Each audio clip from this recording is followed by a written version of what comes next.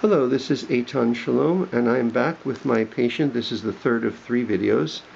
My patient who is a ballerina and who has a small fracture on her small toe, her little toe on her left foot.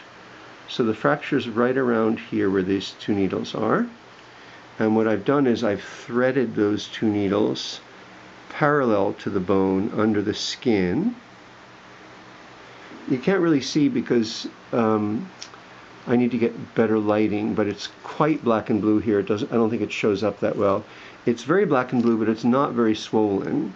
So I'm basically doing acupuncture here according to the classical Chinese style that we do with martial arts, to give the qi a place to flow on both sides of the break. Next visit I'm going to do electrical stimulation, but it's a little early to do that now.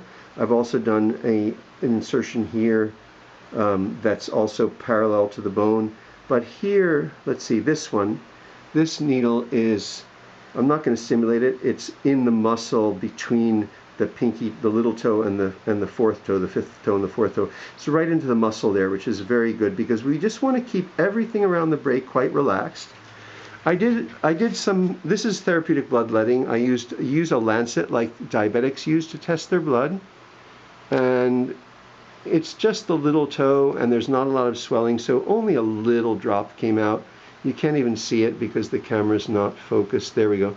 So you do bloodletting. If this were swollen, which it's not, or it's just a tiny bit swollen, I would do some bloodletting over the swollen area, but it's not necessary because it's not swollen. And then I did some trigger point, motor point on the tibialis anterior muscle. I've already done the proneus, just to keep the flow of qi going well through here. And then of course I did this point, which is on the liver channel. This is the source point of the liver in classical Chinese medicine. And the liver channel and liver organ is involved in classical Chinese medical theory with everything involving the tendons and the blood. So that's always a good point to do. So I'm going to do some moxibustion over the break to stimulate new growth of osteophytes and circulation of the blood right there. When I'm done, I'm going to do some moxibustion there to warm the point. And that's it.